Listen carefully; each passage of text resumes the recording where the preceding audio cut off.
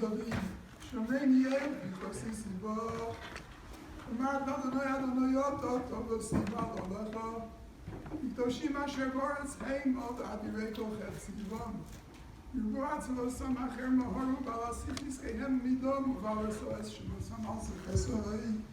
אדוני מנוס חלקי וחוסי, עתו תומי גורלי, חבלים נופלו לי בנעימים, עד נחלוס שופרו אלוהי. אברך אס אדוני אשר יעצני, אף לא סיסוריך ויעצוי. שיביסי אדוני מנגדי סנית, כי ממיני בל אמות. לכן שמח ליבי והרוב לי אף בשרי ישכון בטח. כי לא עזוב נפשי לשאול, לא סיתן חסיד לכל נראות שוחס. תודיעני אורח חיים, סובה שמחוס אספונך, נעימוס בימינך נצח. We have been summoned to pay final respects to a beloved mother, grandmother, sister, relative, friend par excellence, community member par excellence, Esther Bas Chaim Yeshua Renee Rubin. Today is Shushan Purim. It is a national day of celebration.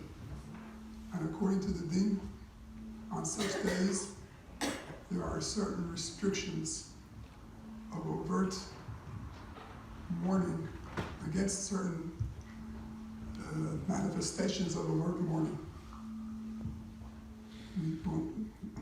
Primarily, we are prohibited to eulogize. At the cemetery, the special burial prayer, Tziduk Hadin, is not said.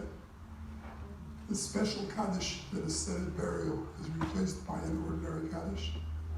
And even the memorial prayer, the Molei Rachamim, cannot be said. Because national joy takes priority over individual grief, however deeply it is felt. So we cannot eulogize, which means that we cannot discuss Mrs. Rubin in a manner which is designed to elicit sorrow and pain over her passing, over our sense of loss of this relative, friend, community member. But we can, briefly at least, describe the positive attributes that she had, which we, the survivors, can learn from and emulate. A celebration of life rather than a mourning of death. And difficult though it is, I will try.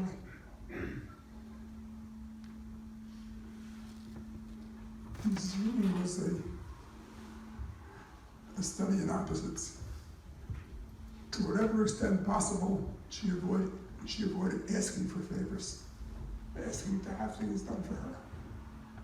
On the other hand, I know few people who went to the extreme that she did to express appreciation when anything was done for her.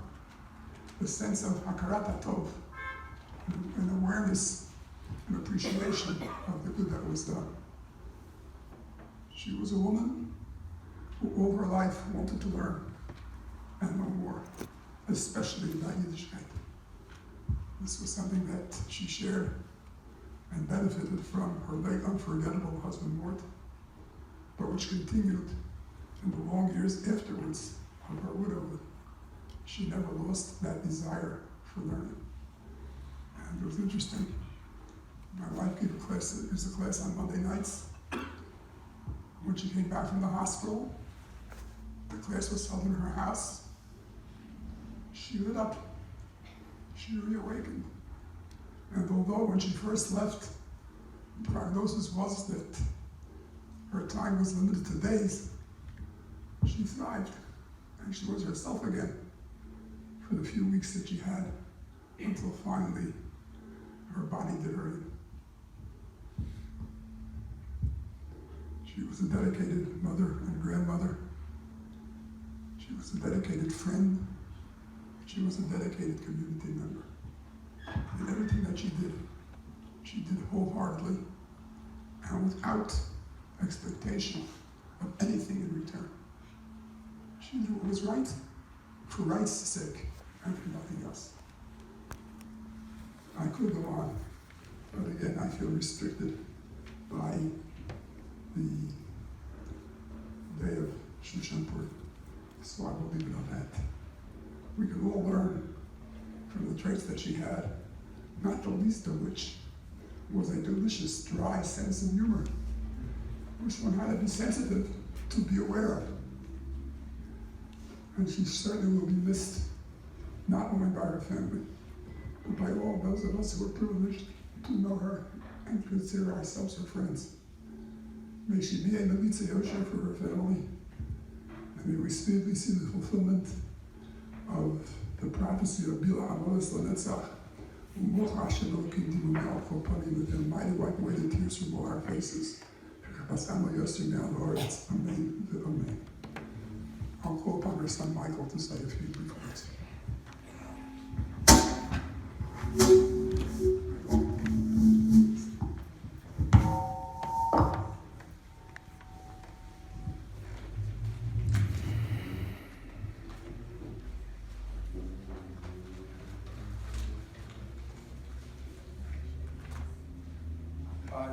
I'm going to follow the halacha and not you. I don't know how far I'm going to get. I cried at the end of Home Alone 2, so. I'm not going to eulogize. I'm just going to talk about how lucky I feel to celebrate her life. Lucky to have had a mother who cared about her 2 sons, 4 grandchildren, who was a good partner for her husband, with her husband, a great sister, and perhaps most telling, a great sister-in-law. This is somebody who my aunts and uncles embraced her as their sister. And that says a lot, because there's people from all kinds of different backgrounds, and they loved her and they appreciated her. Sons, brothers, and they're all kind of stuck by family. That's the people who otherwise accept each other. And also her nieces and nephews. And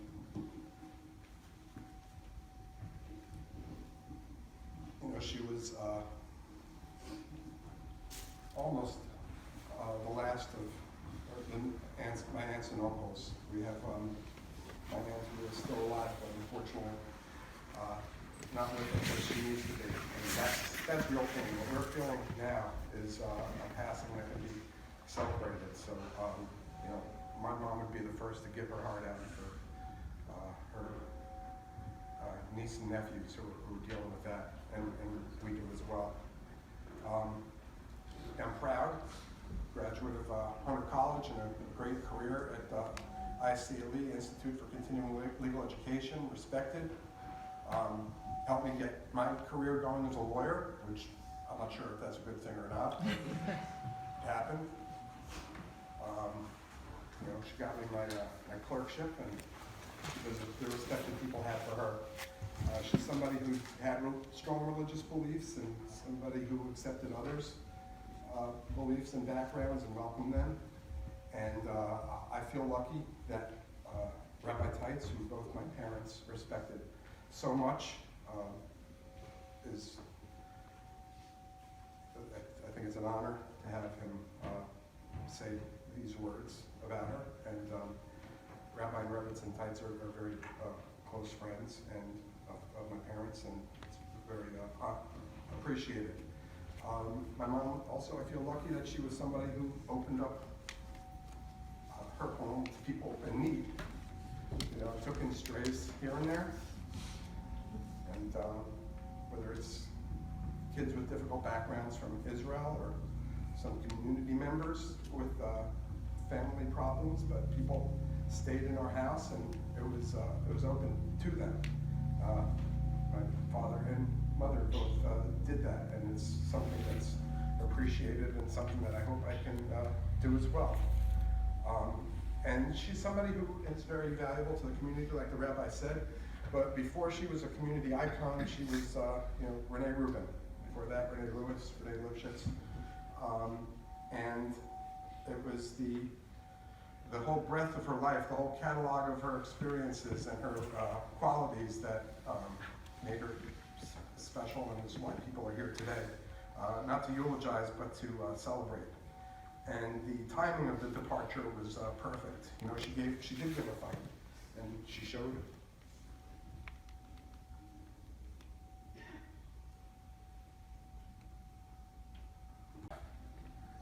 And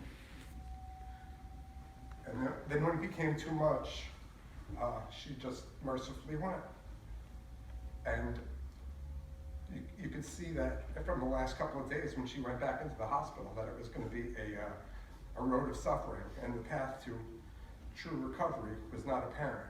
And just so thankful and so lucky that she hung around enough to give those around her a chance to say what they always wanted to say, whether it was a thank you, whether it was a goodbye, whether it was you're welcome.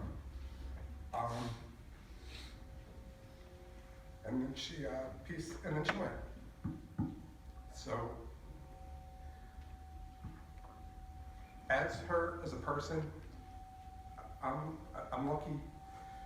She was somebody who never spoke Lashon Hara, never spoke bad about people. I mean, I tried. I tried to get her to say stuff. I probed, I asked questions, and I could not get her. I cannot, standing here today, I cannot remember a single time, having grown up in her house and having seen her put empty, where she actually ever said a bad word about anybody. Anybody. And it's that consistency of being nice. Even in her last days, people would come to visit her in the hospital, in the rehab center, and her first questions were, how are you? How is your husband? How is this? Her doctor came in and said he was relocating to another hospital in Flemington, and she's like, well, you've got to go check out the sculpture museum at the grounds for sculpture in Hamilton. She's just always thinking about people and trying to make their lives better. Did my mom have her faults? I guess she did. We all do. Did we always see eye to eye? We did not. Did I always consider myself lucky to be in her orbit? Yes. Even if at times I would say no. And 4 months ago, she was a woman who was taking care of her house by herself, driving, totally independent, and then just things went south real fast. And it's a loss, but everybody has these losses. I mean, the natural thing is to lose your parents. You don't want to not lose your parents, because that means you predecease them. So everybody remembers their parents fondly and has these memories. And my mom would be the first to say that she was nothing special and nothing to be remembered any better than anybody else. But in going, she gave me some presents. She went on, like Rabbi said, on Shushan Purim. First and foremost, it made it easy for me to remember her yard site. But also, it was a very special time with having the community repay her by bringing people in to read the Megillah for her. And it was just very special, and she listened to it with basically all of her might.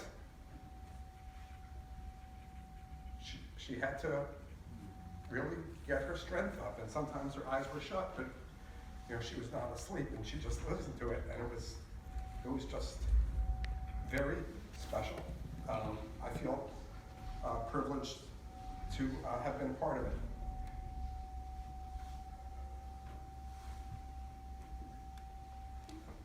And I'm sure I'm not going to get through this last part.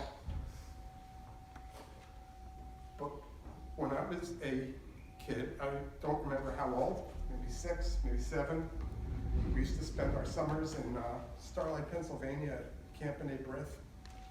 Both my mom and my dad had summer jobs there. Jared went to camp there, and I was a little too young till the end to go to camp there. And I just remember one time, around the middle of the day, when I had been spending time with my mom, and she's sitting in one of those Adirondack chairs, and I was supposed to go to something for my camp. And it was just the stuff that kids do with their mothers, and I would say,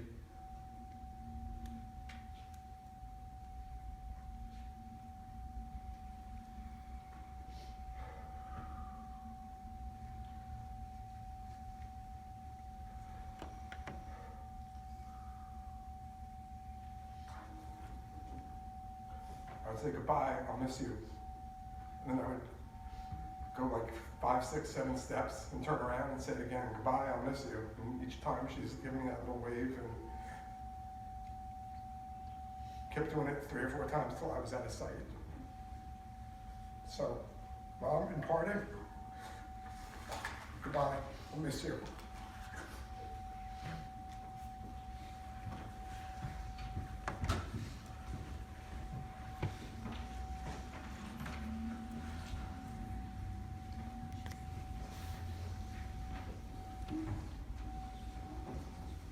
It would only fit in, since he was the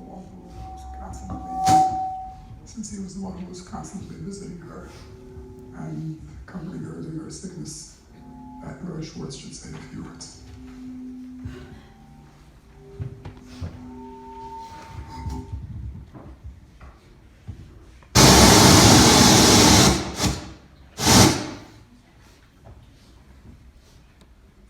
She always complained that I spoke too loud. She also said I spoke too fast. And on Thursday, when we saw each other, we got into a conversation, and she left me one message.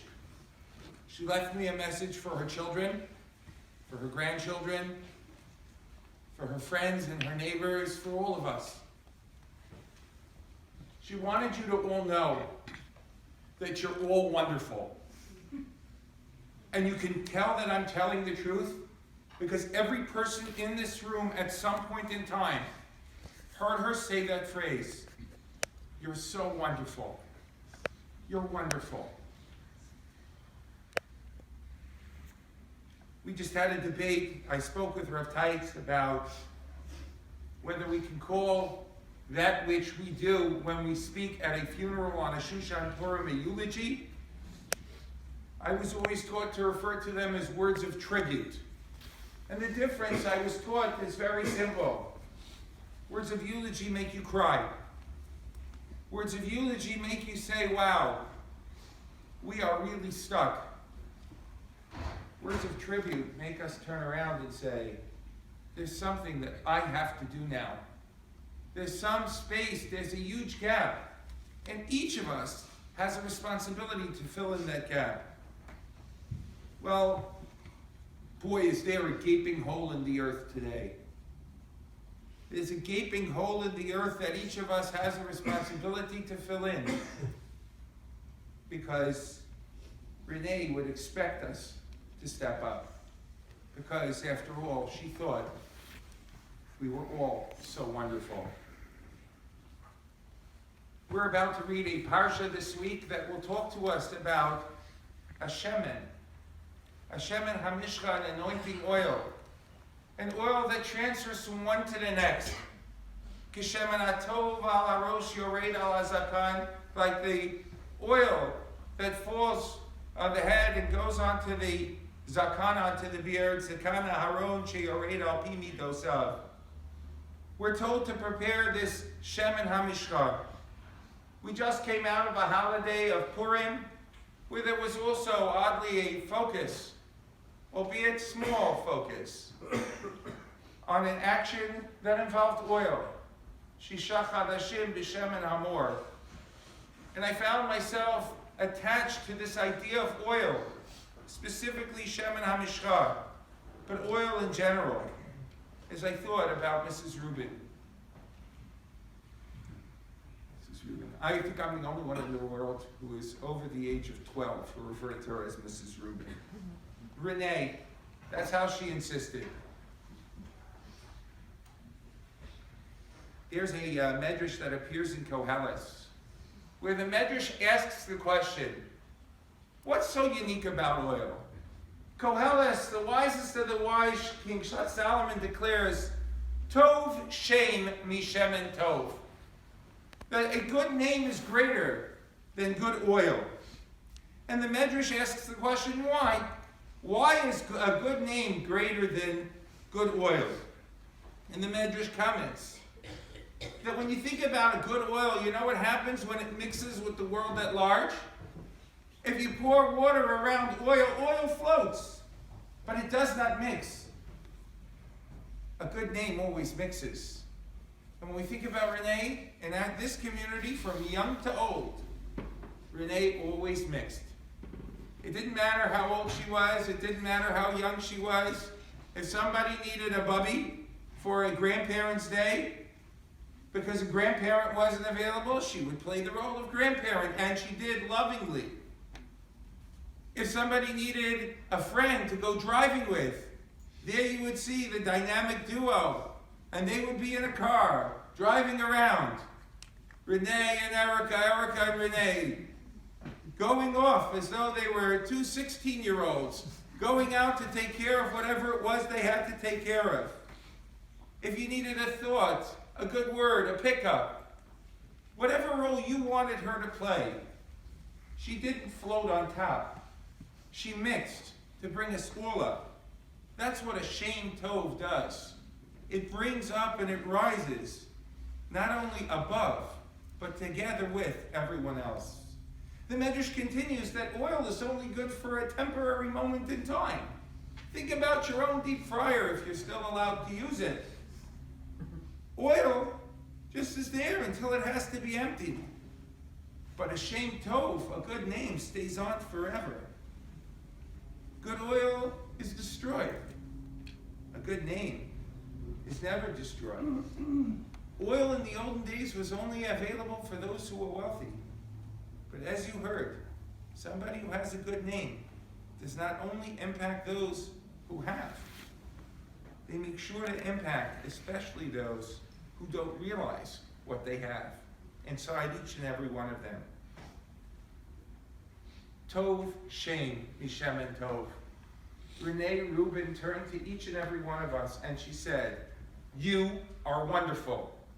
And if you believe in me, then believe in yourself that you're wonderful.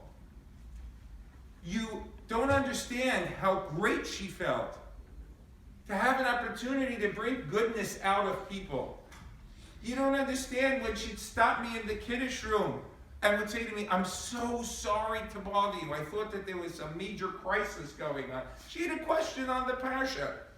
And she thought that that was a bother, but she didn't want to put on me. And then when she would offer her own interpretations, which were always brilliant, and those of you in the room who had a chance to share words of Torah, study with her, you knew she knew how to learn. And she knew how to bring forth an idea. But she always wanted to make sure not to bother you. Because she wanted to bring out your best so that you would realize your sunshine. I remember one of the recent hospitalizations, we were talking in the room, and some issue came up, and I thought she wasn't being treated the right way. And so I mentioned to one of the nurses, you don't understand. That lady is a saint in our community. She's the closest thing we have to a deacon. And so she said, well, that probably explains why everybody's coming in with their grandchildren. Jody Lochak and I have an ongoing joke that at Elmora Hills, she had her own private secretary just to schedule appointments so that everybody would be able to come in and come out. And people wanted to go to her because she made them feel good. She brought the goodness out of them because that's all she saw in it. At one point in time, in the very recent hospitalization, somebody was conducting a swallowing test. Bracha, you were there, you remember it.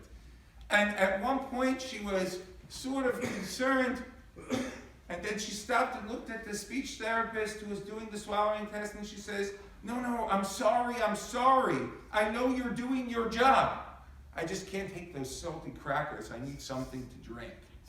She was so careful never to complain. She never said a bad word about anybody. And even when there was something that wasn't 100%, she just always found a nice way to say it. That's what a Shem Tov is about. That's the goodness and the Gutzkeit that allows somebody to shine forth and enjoy seeing the reflections bounce off everybody else because they illuminate the world. On Thursday, she told me, I asked her about some of the things that I heard about through the history of this shul. All the homes that were open on Sukkot, Simchas Torahs, the Shavuos nights. And I asked her, how'd you put everybody in here? She said it was a labor of love. And then she corrected herself. She said it was an act of love. I don't want you to think it was a labor. I loved every ounce of it and I loved every piece of it. And now we have a responsibility to reflect it. You have a responsibility. You guys have the responsibility. And we have the responsibility. This community looked to Mrs. Rubin, Renee, as our guide, as our bubby, as our savta, as our friend, as our insightful advisor, as our half of a dynamic duo, no matter when you moved in here. And as I told you on more than one occasion, we're all mourning.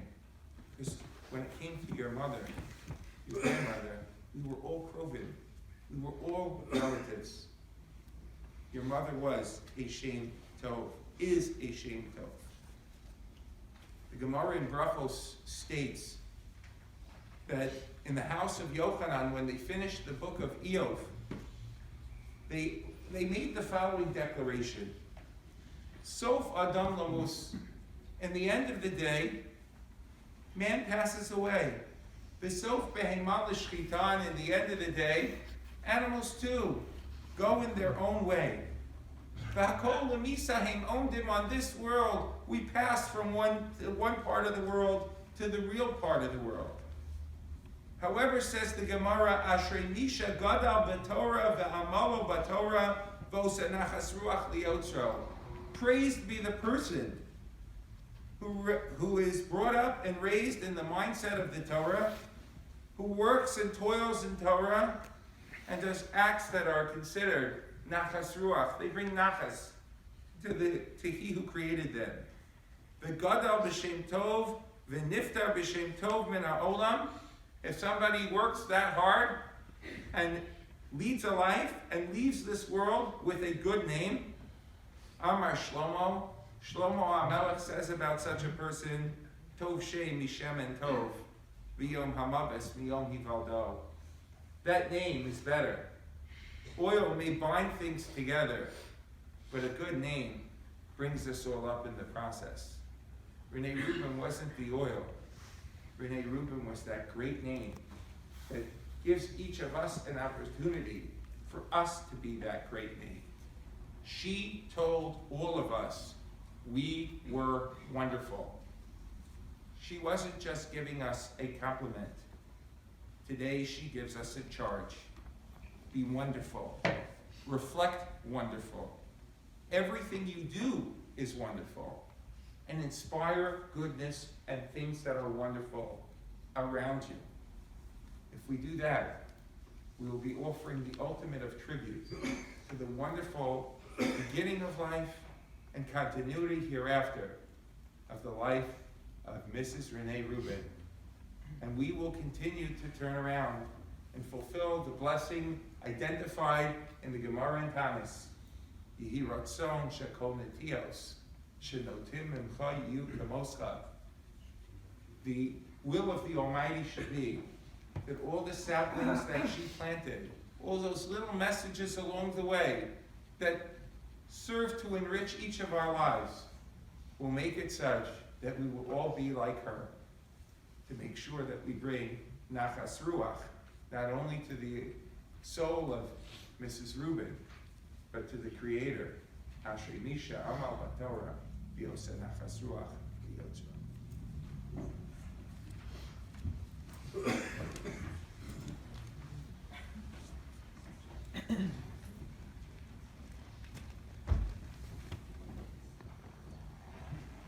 The family will sit Shiva at the Rubin home, 69 Wilder Street. On Thursday morning, her brother will return to his home in Rye at 11 Lowen Court and continue the Shiva there. There will be minyanim in the house. The shul's 7:15 minyan a.m. will be transplanted to Wilder Street, and the Mincha and Ma'ariv minyan will be held there as well. Shacharis will be at 7:15 tomorrow, Wednesday, Thursday, and Friday, and on the final day, Sunday at 8 o'clock. Mincha will be at 6:50. 6:50 today, I don't know, we may very well be at the 7:30, but there's a chance that we will be back at 6:50, and then tomorrow, Wednesday and Thursday in the house. As I mentioned, we cannot say the Moirah, so we will replace it with a psalm, and I ask you to please rise.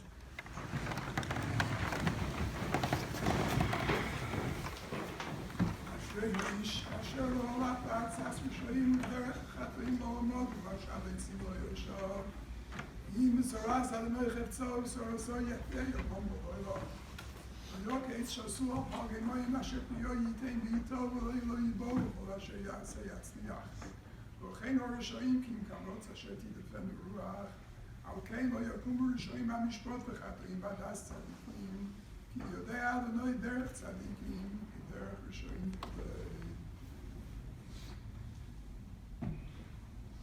It's usually customary that we tear Kriya at this point. And since Jared is not here yet, we'll defer it until we get to the cemetery where the family can tear Kriya together. Hope that those who can will accompany us so that we can have a minyan.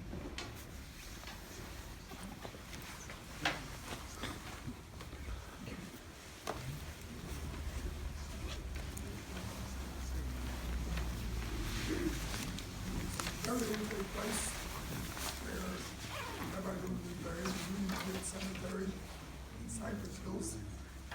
And we will proceed from there now. As I say, anyone who can, please come along, make sure we have a meeting.